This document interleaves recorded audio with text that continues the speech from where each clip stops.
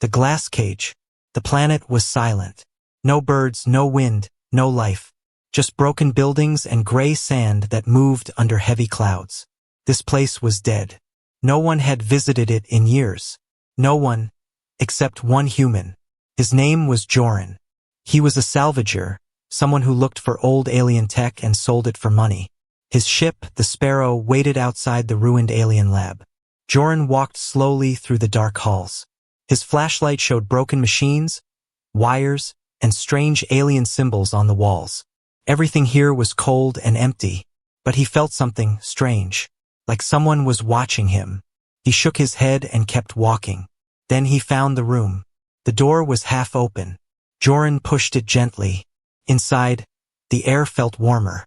The lights in the room still worked, dim but glowing. In the middle of the room was something floating. A glass cage. It was tall like a tube. It stood in the air without any support. And inside was a girl. She looked around 20 years old. But she was not human. Her skin was light blue, almost white. Her silver hair floated softly inside the glass, like she was underwater. Her eyes were closed. Wires and tubes were connected to her back. A soft light came from the bottom of the glass, keeping her alive. Joran froze. Who was she? Why was she locked here? He looked at the control panel near the glass, covered in dust. The buttons were alien, but Joran knew enough to read a few words. Stasis unit.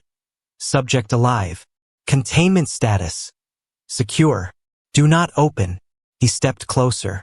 Her face looked peaceful, but sad, like she had been asleep for a long time. Maybe years. Maybe more. Hello, Joran whispered. No answer. He put his hand on the glass. It was warm. Then suddenly her eyes opened. Bright silver eyes, full of fear and confusion. She looked at him, breathing slowly through a mask. Then she spoke. Her voice was soft, weak, but clear. You're not one of them, are you? Joran's heart jumped. He pulled his hand back. You can talk. She nodded slowly. Please, help me. Before he could answer, the room changed. Red lights blinked on the walls. Sirens began to ring. Loud, deep sounds filled the air. The machines woke up.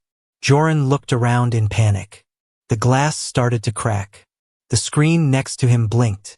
Security alert. Stasis breach detected. System restarting. No, no, no, Joran said. He didn't know what was happening, but he knew it wasn't good. The girl looked at him again. They will come, she said. They always come when I'm free. Who? Joran asked. But the cage made a loud noise. Crack. And the glass shattered. Water and light burst out. The girl fell forward. Joran caught her in his arms. She was light, cold, and shaking. More alarms screamed. The floor started to shake. Lights flashed. Come on, Joran said. He lifted her and ran back through the hallway. Behind him, walls closed and metal doors slammed shut. The whole place was locking down. Why were you in there? He asked, breathless. She didn't answer. Her eyes were closing again. Stay with me, he shouted. We're getting out of here. Outside, his ship's door was open. Joran ran up the ramp, carrying the alien girl. As soon as he entered, the ship's AI spoke. Warning. Life form detected. Unknown DNA. Shut up and take off. Joran yelled. The ship lifted off just as the ground behind it exploded. The lab was gone. In space, things calmed down. Joran placed the girl on a soft medical bed. Her eyes slowly opened again. You're safe now, he said. She looked at him. Why? Did you help me? He thought for a moment. Then said, because no one should be locked in a cage. Not even aliens. She smiled, just a little. My name is Kyra, she whispered. I was not supposed to wake up. Joran leaned back, breathing hard. His heart was still racing. He didn't know who she was, or what she had done. But he had a feeling.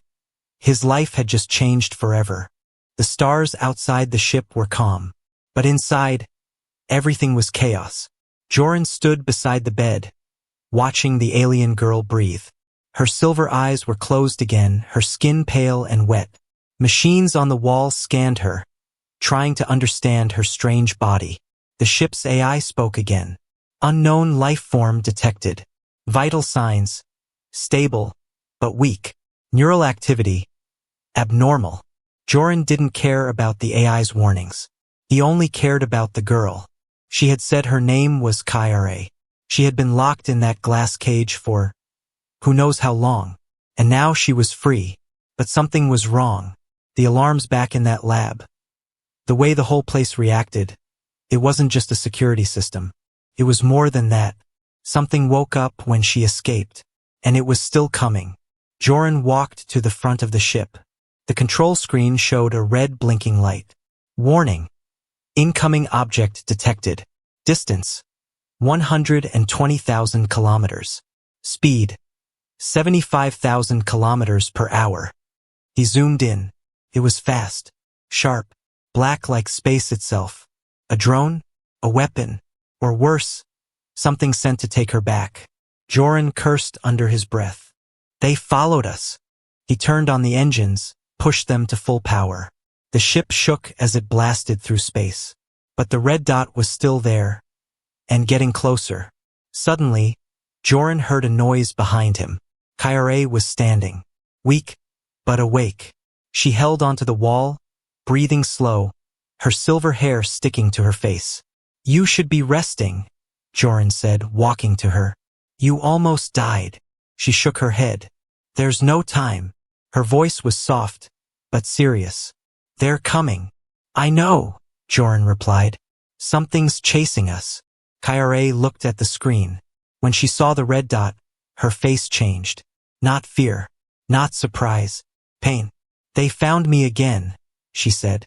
Joran looked at her. Who are they? Kyra closed her eyes. For a moment she didn't speak. Then she said, I was made, created, not born. Joran blinked. What do you mean? Kyra walked slowly to the screen. Her fingers touched the glass, like she could feel the enemy through it. I was built by the Aetheri, a race of beings who ruled this galaxy long ago. I was their weapon, their tool. I could control machines, minds, energy. She turned to Joran. But I didn't want to kill. He stared at her. So they locked you up? Kyra nodded. They said I was broken, useless. So they sealed me in that cage. And forgot about me. Silence. Then the AI interrupted. Incoming object at 70,000 kilometers. Target locked. Weapon systems charging. Kyra stepped closer to the ship's console. Her eyes glowed faintly. Let me try something, she said. What are you doing? Joran asked. Kyra didn't answer. Her hand hovered over the control panel, not touching it. But somehow, the lights changed. The ship's engines roared louder. Shields activated. Auto turrets clicked into position. You're controlling the ship? Joran asked, shocked. She nodded. Just a little. I'm still weak. Object at 40,000 kilometers. Hostile confirmed. Attack expected in 20 seconds. Joran sat in the pilot's chair. If this doesn't work, we're space dust. Kyra looked calm. Trust me. The enemy fired. A bright beam of red light shot toward them. Joran jerked the ship sideways. The beam missed by inches, burning the edge of the ship's wing. Kyra lifted her hand. Her eyes glowed brighter now. Suddenly, the enemy drone's path changed. It began to spin wildly, and then exploded. Boom. Joran stared at the screen. You did that. Kyra nodded slowly. I told its systems to forget how to fly. He didn't know whether to laugh or be afraid. That's amazing. Terrifying, but amazing. Kyra sat down, tired again. Joran got her a water pack. So what now? She looked at him. More will come. They always do. You still want to run? She shook her head. No. I've been running for too long. Joran sat beside her. Then we fight. She looked at him for a long second. You saved me. No one ever did that before. Joran smiled. Yeah, well, I do dumb things sometimes. Kyra's lips curved into a tiny smile. Then she said something that made his heart stop. You don't understand yet, but they won't stop until I'm dead. Or until I become what they made me to be.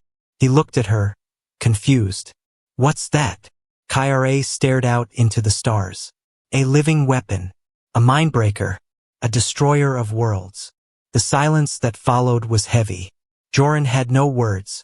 He looked at her and realized this was bigger than anything he'd ever faced. And he had just stepped into a war he didn't even understand.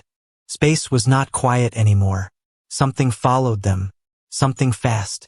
Something angry. Joran pushed the Sparrow's engine beyond safe limits. Warning lights flashed. The ship shook. Metal groaned like it might fall apart. Kyra stood behind him, one hand on the control panel, her silver eyes focused. They're closing in, she said. 2 drones. No pilots. All machine. Joran gritted his teeth. We can outrun them. Kyra looked at him. Not in a straight line. Then we stop flying straight. They dove into the shadows of a broken moon. A graveyard of old ships and shattered metal. The wrecks floated like bones in space, full of silence and ghosts.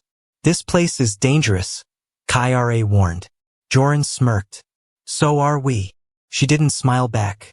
The Sparrow weaved between twisted wreckage. Rusted hulls. Dead satellites. Forgotten machines. Behind them, the drones closed in sleek, black, silent. One launched a bolt of energy. It missed by inches, frying the edge of their hull. Joran cursed.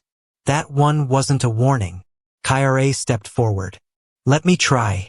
She placed her hand on the console. For a second, nothing happened. Then, the Sparrow's interface began to glow with strange symbols.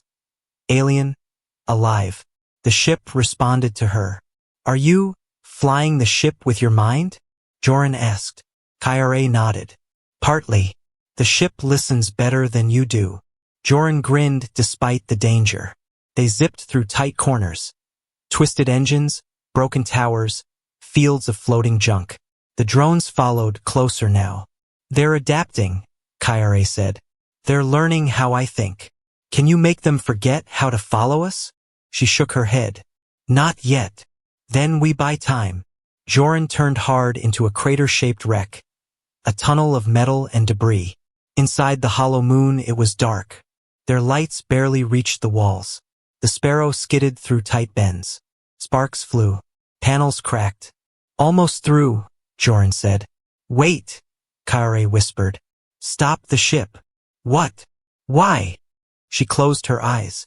They're not chasing us anymore. They're waiting. Joran killed the engine. Silence filled the ship. Then, outside lights appeared. The drones hovered at the exit. Not attacking. Just blocking the way. Kyra stared at the screen. They're hurting us. Why? She didn't answer. Joran stood. You're not telling me something. Kyra looked away. The signal I used to wake. It called more than just those drones. It activated a failsafe. A hunter. Joran stepped closer. You mean this was a trap? For you. She nodded. But not to kill me. To test me. Suddenly, the ship's systems shut down. All lights. All power. Gone. The ship floated in total blackness. Joran's voice echoed. Kyra? But she was already glowing. She floated slightly above the floor, eyes burning silver. I can't hide anymore, she said. I need to fight. But the ship. I don't need the ship. She lifted her hand toward the wall. Energy surged through the metal. Outside, the drone nearest the window froze midair. Kyra whispered something in a language Joran didn't understand. The drone turned and attacked its partner. Sparks flew in space. Metal shattered. One drone exploded. The other stopped moving. Kyra collapsed back into the chair, sweating, pale. I can rewrite them, she said, breathless. But it takes too much. Joran jumped into the pilot seat and restarted the core. Then let's not stick around for round 2. The Sparrow roared back to life. They blasted out of the wreck tunnel, past the broken drones, and vanished into deep space. Later, as the stars returned to stillness, Joran handed Kyra water. Next time, he said, let's pick a slower enemy. Kyra didn't smile. She stared out the window. I used part of the core. The what? My programming. The deep code that was locked when I was caged. She looked at her hands, shaking. I used it. And I liked it. Joran sat beside her. You saved us. But at what cost? She asked. Each time I touch that power, I feel it waking. Joran didn't answer right away. Then he said, then let's make sure the next time. You're not alone when it wakes. Kyra looked at him. She didn't say it out loud, but in her heart she made a promise. If she ever became the weapon again, Joran would be the one to stop her. Or save her. The stars outside blinked quietly. Inside the ship, the silence was different. Heavy, like something was waiting to be said. Joran sat at the edge of the control room, staring at Kyra. She stood near the observation window, watching space. Her silver hair flowed gently in the recycled air. Her arms were crossed. Her face calm, but far away. Joran had seen her fight. He had seen her break a machine with just her mind. He had watched her bend metal, crash drones, and speak to technology like it was alive. But now he needed to understand why. Kyra, he said. What are you? She didn't turn. I was made for war, she said. But I chose peace. And for that, they buried me alive. Joran leaned forward. Made by who? The Aetheri? She nodded slowly. Yes, long ago they ruled many stars. They didn't like disorder, so they created order. Using fear, she turned to face him. They built beings like me, born in labs, trained to destroy with thought. Our minds were weapons. Our bodies were tools. Her voice didn't shake, but her eyes did. I killed planets. I ended rebellions. I didn't even know what mercy was. Joran's heart felt heavy. She walked closer, slowly. But something changed. One day we were sent to erase a colony. A simple planet. Farmers. Children. No armies. She looked down. They didn't fight. They sang. They held hands. And for the first time, I felt something. It broke me. Joran didn't speak. Kyra took a deep breath. I stopped the attack. I turned on my masters. I begged the others like me to listen, but they called me broken. She looked up, a spark of anger in her voice now. The Aetheri didn't kill me. They feared I might return worse than before. So they put me in the cage, locked my powers, hid me on a dead world, and erased me from history. Joran whispered. That's why no one knew you were there. She nodded. Until you came. A long silence. Then Joran said, I don't think you're broken. Kyra smiled faintly. That's because you're human. What's that supposed to mean? He asked. She walked to the table and sat across from him. I've studied many species, she said. Watched them through glass. Listened to their thoughts. She tilted her head slightly. But humans are strange. You make jokes while you bleed. You run into danger for people you just met. You feel everything. And still keep moving. Joran scratched his neck. We're stubborn, I guess. She looked straight into his eyes. No. You're hopeful. Even when you shouldn't be. The ship's lights dimmed for a second. A soft voice from the AI spoke. Power fluctuation. External scan complete. No hostiles detected. Kyra leaned back. We're safe for now. Joran folded his arms.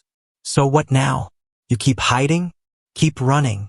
Kyra shook her head. I can't. The longer I live, the more systems wake up. Satellites. Old machines. Even my own kind. If any still exist. Her face grew colder. They will sense me. They always do. I leave footprints in the stars. Joran stood up and paced. You said others like you exist? Maybe, she answered. Most are dead. Some became weapons for other empires. Some forgot who they were. He looked at her. But you didn't. No, she said. I remember everything. Joran stepped closer. Then maybe we find them. Maybe we fix what they broke. If they can't remember who they are, you can remind them. Kyra shook her head. It's not that easy. Why not? Because, she whispered. I'm still afraid of who I might become. Joran paused. What do you mean? Kyare stood and placed her hand on her chest. The power inside me, it's not just mine. It's old. Programmed. Buried deep. If I use too much, it awakens. She closed her eyes. And if it awakens fully, I won't be Kyare anymore. I'll be what they made me. A perfect weapon. Joran stepped forward. Then we don't let that happen. We take this slow. Stay hidden. Plan smart. Kyare looked at him, searching his face. You believe you can stop me, Joran? He smiled faintly. No, but I believe you can. The lights flickered again. A sound buzzed through the ship. The AI spoke. Strange signal detected. Faint, ancient code. Origin, unknown. Kyare's eyes widened. She ran to the console, her fingers moving fast. It's a message. From another mind like mine. Joran leaned in. A survivor? Kyare's voice dropped to a whisper. Or a trap. The signal kept repeating. 3 sharp tones. A pause. Then a whisper. Not in words, but in thought. I see you. Kyare sat frozen in front of the ship's console. Joran stood behind her, arms crossed. What is it? Friend or enemy? Kyare didn't answer. The whisper came again. I remember your name. She turned slowly. It's not a message. It's a memory. Someone else's. Projected through time. Joran frowned. What does that mean? It means, she said, voice tense. Someone like me is awake. Outside the window, stars twinkled peacefully. But inside the ship, tension wrapped around everything like a silent storm. Joran pulled up the scan logs. Where's it coming from? Unclear, Kyare said. But it's old, very old. Buried under space dust, forgotten stations, maybe even lost mines. She stood. I need to block it. She closed her eyes. For a moment, nothing happened. Then, every screen on the ship flickered. Her voice dropped into a whisper. Too late. A sharp alarm rang out. Warning. Unidentified vessel approaching. No registry. No response to hails. Joran looked at the radar. A black shape slid through the stars. No lights. No engines burning. Another drone? He asked. Kyare stepped forward. Her eyes dimmed. No. This is worse. The ship came closer. Slowly. Like a hunter walking toward a wounded animal. Joran's fingers hovered over the weapon's controls. Should I fire? Kyare didn't answer. Then the enemy ship stopped. A soft thunk echoed through their hull. Something had attached itself to the outside. Boarding probe, Kyare said quickly. They're coming inside. Joran jumped up. We can fight them. Kyare didn't move. You don't understand. These are not normal bounty hunters. She looked into his eyes. They're mind trackers. Joran blinked. What's that? Kyare's voice grew cold. They don't follow signals. They follow thoughts. Dreams. Pain. They are machines built to find people like me and return us. Return you where? She looked down. To the cage. Crack. The ship shook. Something tore through the sidewall. Not explosive, not loud, just precise. Smoke poured into the hallway. Joran grabbed a pulse rifle. We hold them here. But Kyare stepped forward. I'll handle this. She walked down the hallway as the smoke thickened. Joran followed, but stopped when he saw what stood in the shadows. It looked human at first. Tall. Smooth armor. No face, just a silver mask with no eyes. Its arms were long, fingers too many. Its voice came like static in their heads. Subject, Kyare. Location confirmed. Return protocol activated. Kyare's hands glowed faintly. I am not yours anymore, she said firmly. False. You were made. You will return. The mind tracker raised a hand. Suddenly, Joran dropped his rifle. His thoughts felt slow, heavy, like something was crawling inside his mind. He fell to one knee. Kyare shouted, Let him go! The mind tracker paused.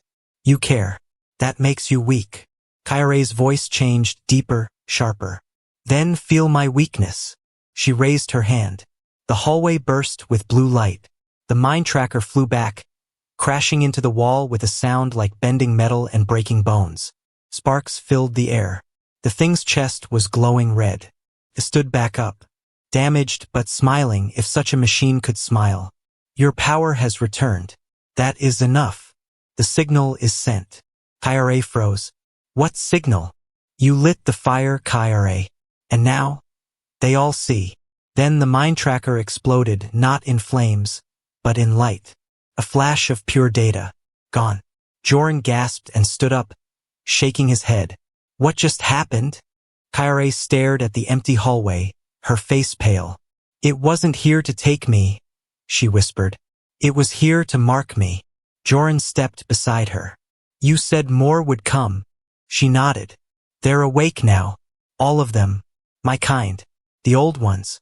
The half-dead machines. Even the ones hiding inside planets. She turned to him slowly. This isn't just about running anymore. Joran leaned against the wall, breathing hard. Okay, so what do we do?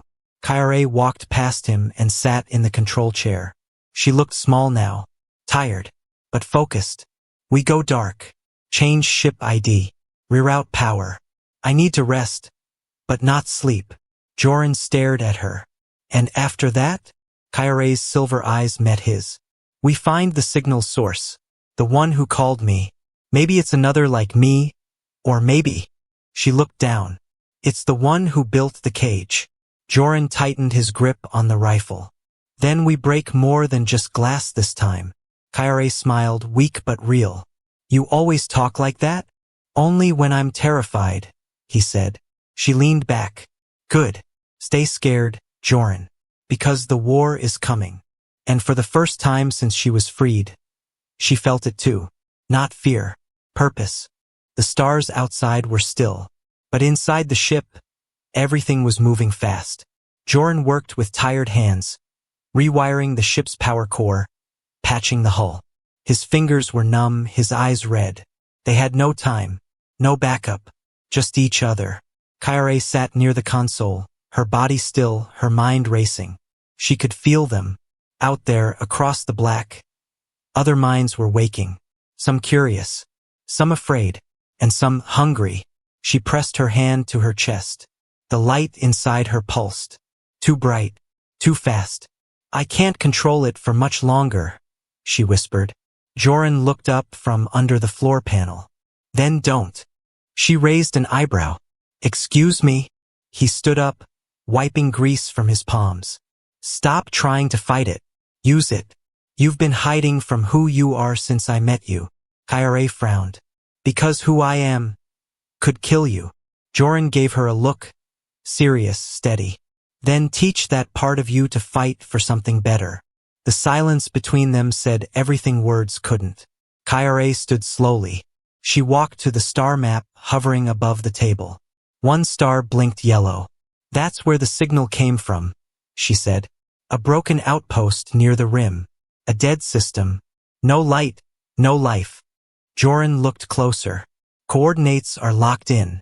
We fly there, but not alone. She looked at him, confused. What do you mean? He smiled faintly. We're not the only ones who hate cages. 6 hours later, deep in a quiet asteroid field, a small rogue vessel appeared beside them. Black, unmarked, shaped like a claw. Joran nodded. I told you I had a few friends. The screen lit up with a familiar voice. Well, Joran. Didn't think you'd call me again after that fuel station job. It was Tess, a battle-scarred pilot with half a face made of chrome and an attitude sharp enough to cut glass. Joran grinned. I need guns. And I need silence. Tess looked past him and saw Kyra. Who's the doll? Kyra tilted her head. Do all humans flirt with weapons? Tess laughed. Only when the weapon talks back. More ships joined over the next day. Not many. Just 5. A small human hacker ship. A mining rig with old cannons bolted on. A refugee vessel carrying ex-military AI. It wasn't an army. It was a resistance, built from scraps, scars, and shared fear. Kyra watched from above as they all gathered. She turned to Joran. They're not enough. He answered. They don't have to be. That night, Kyare sat alone in the dark. The power inside her burned. She didn't sleep anymore. Couldn't. Memories flooded her mind. Of voices calling her Project Echo. Of hands programming her thoughts. Of days when she didn't have a name, only a purpose. Destroy. Obey. Repeat. She looked at her reflection in the glass wall. Silver eyes. Human shape. But something else inside. Something alien. Something dangerous. A whisper echoed in her head. Let go. Let me in. She gritted her teeth. No. The voice laughed. You will. Or they'll all die. She walked to Joran's room. He was asleep on the floor, wrapped in a blanket, snoring softly. Kyare sat beside him. If I lose control, she said quietly, promise me you'll stop me. His eyes opened. You won't. You don't know that. He sat up. No, I don't. But I trust you. She looked away. Then you're a fool. Joran smiled. Maybe. But I'm a fool who believes in second chances. Even for people made in labs. She blinked, surprised. No one had ever said that to her. 12 hours later. The broken outpost dead star orbit. The fleet dropped out of warp. The station looked like a skeleton. Long arms stretched out, cracked glass domes, dark and waiting. Kyare felt it instantly. A mind. Not like hers. Not human. Something twisted. Watching. Waiting. Everyone stay alert, Joran said. Kyare, is it him? She nodded slowly. Yes, but he's not alone. I feel others. Like echoes. Like me. But empty. Traps. She nodded. Yes, made from my old memories. The resistance ships held position. Kyare stepped onto the boarding ramp with Joran beside her. Her hands glowed softly. Her eyes shimmered. This is it. Joran loaded his rifle. The stand. She nodded. No more cages. Not for me. Not for anyone. And with that, they entered the dark. The station breathed. Not like a machine. Not like a creature. But like something between. Its walls pulsed with slow, rhythmic energy. Like the beating heart of something ancient and angry. Kyare stepped into the dark corridor. Her silver eyes glowed faintly, her footsteps silent. Beside her, Joran gripped his rifle, eyes sharp, pulse quick. Behind them, the small resistance crew waited aboard their ships, weapons charged, unsure if they were rescuers or witnesses to a disaster. Kyare stopped. The air changed. A voice filled the hall, not with sound, but with thought. You returned. Joran looked around. What was that? Kyare didn't answer. Her face was cold, focused.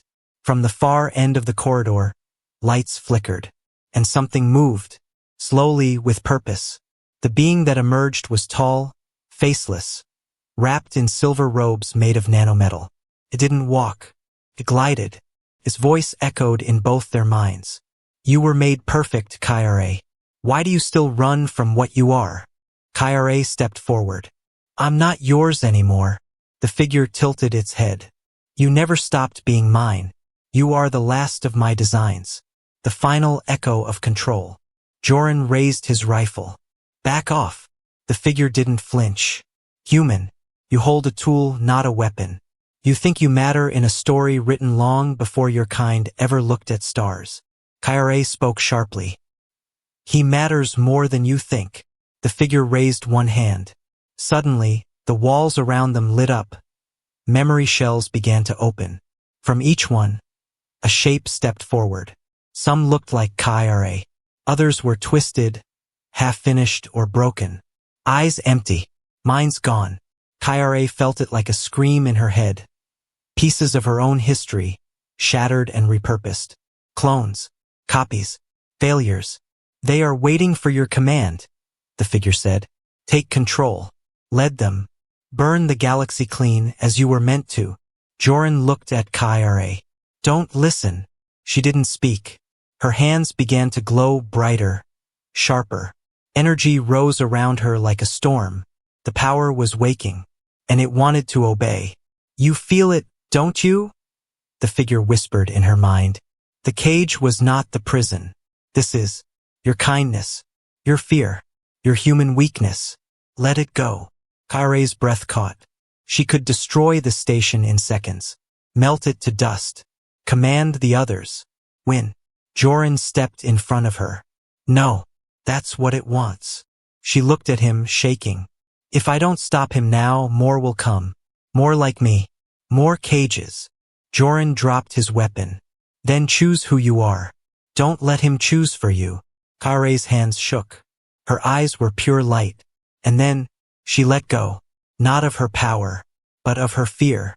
Her hands lowered. The storm faded. She stepped past Joran and looked directly into the figure's empty face. I'm not a weapon, she said. I'm not your echo. She reached out with her mind. Not to destroy, but to sever the link. Every clone in the hallway stopped moving, froze, then slowly began to disintegrate. Dust, light, gone. The figure screamed, not in sound, but in broken code and shattered memory. Kaire whispered, "You don't own me," and the figure collapsed, its form unraveling, threads of data and metal breaking apart as the station began to shake. "Go!" she shouted to Joran. "Get to the ship." "But what about you?" She smiled calm, glowing, free. "I'll be right behind you." He didn't believe her, but he ran. As Joran reached the ship, the station behind him began to fall apart. The stars blinked with bursts of fire as the control systems collapsed. Tess yelled into the comms, "Where is she?" Joran stared at the dark. Then a spark, a shape. Kaire flew toward them, glowing with raw power, barely conscious but alive. He caught her as she collapsed onto the deck. "You kept your promise," he whispered. She smiled weakly. "And I made a choice." 3 weeks later, edge of the known galaxy, the crew repaired the ship in silence. Kaire sat by the window, now truly resting. Joran brought her tea. Not special, just warm. "Feeling human yet?" She laughed, soft and real. "No, but I'm learning." Before he left, she asked him, "Why did you believe in me?" Joran shrugged. "Because you believed in yourself. You just forgot how." Kaire looked out into the stars. Endless, open, unafraid. "No more cages," she said. He nodded. "No more cages."